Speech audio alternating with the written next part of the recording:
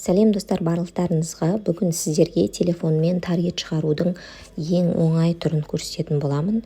Ең алдымен бізде әрине өзімізде Facebook аккаунт болу керек.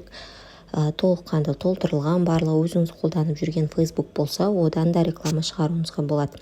Ал енді қазір сізге ең алдымен не керек екенін түсіндірейін. Біз App Store немесе Play Marketке барып реклама деп жазасыз.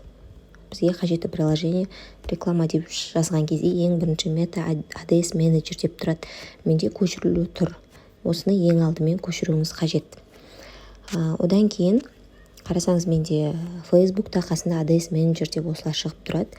Именно осы түрін көшіріп алуыңыз керек. Басқа түрін көшірмеңіз, тек осыны басасыз. Басқан уақытта продолжить деп тұрады. Менде реализировать деген, яғни сізде не деп тұр? Facebook аккаунтыңыз дәл осы жаққа түсіп тұрады. Продолжить деп басамын. Сол кезде менің бүткіл рекламный аккаунттарым шығып тұрады. Ол жайлы толыққанды ақпаратты алдағы таңда беретін боламын. Қазір мен сізге реклама шығарудың бір жеңіл түрін көрсетейін. Осы кезде үстін басқан уақытта менде мысалы осы рекламный аккаунттан жоғарыда тұрған жасыл плюсикті басам. Содан кейін сізде сұрап тұрады: вовлеченностьпен шығарасыз ба, узнаваемыз ба, трафик ба деген секілді. Мен осы жерде трафикті таңдаймын. Ең тиімді цель түрі, мақсат түрі осы трафик болып табылады. Осы жерде названиеге мысалы жазып қоюыңызға болады. Таргет 1 деп өзіміз, болмаса өзіміз шатасып кетпес үшін осылай жазып қоямыз. Әрі қарай бюджетімізді қоямыз. Қанша доллар қоя аласыз? Мен мысалы бір күнге $5 қойғым келеді. Мысалға күнделікті максимальный бюджетті қоюға болады.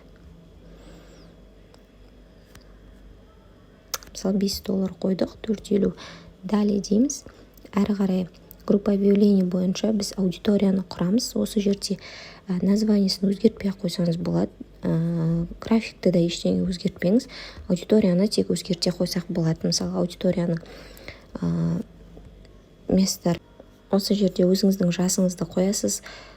Тек әйел адамдар көрсе, тек әйел адамдарға, я болмаса ер адамдарға алып, полында өзгертіп қойсаңыз болады.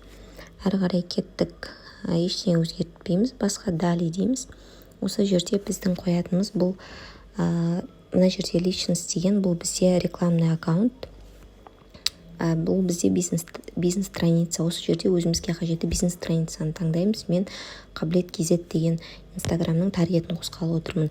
Мына жерде настройка рекламы дегеннің ештеңесінде өзгертпей қойсаңыз болады. Тек қана осы одно изображение деп қойғанымыз жақсы.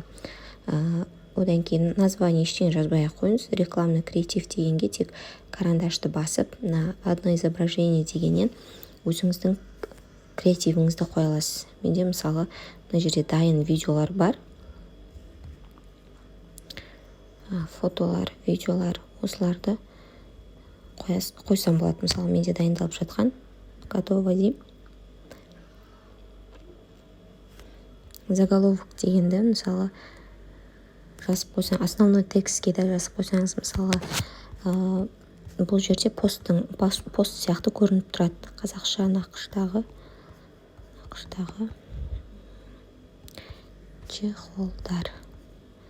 Мысалы, чехол демесек, мысалы ұялы телефон қабы деп қойсаңыз болады. Мысалы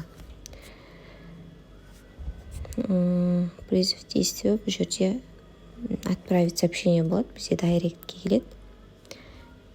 Одан кейін мына жерде предпросмотр деп қарасаңыз болады. Осылай сіздің рекламаңыз көрініп тұрады. Осылай сторисе осылай көрініп тұрады. Осыдан біле аламыз. Әрі қарай уже проверка деп басқан кезде бізде қазір міне рекламаңыз бәрі кетті. Бюджет мына жерде 250 деп тұр. Бұл бюджетті біз 450, 550, 450 қойық, $5 примерно қоямыз. Мына жерде 18-ден 9 жас, Қазақстан бойынша жіберіп отырық. Және рекламный креативіміз кетті. Әрі қарай опубликовать дегенді басасыз. Болды. Мына жерде бізде нет объявление деп тұрады. Бұл шамалдан кейін действующий болады, яғни сіздің таргетіңіз қосылатын болады. Алдағы таңда таргетке қатысты толыққанды пайдалы ақпараттар беретін боламын.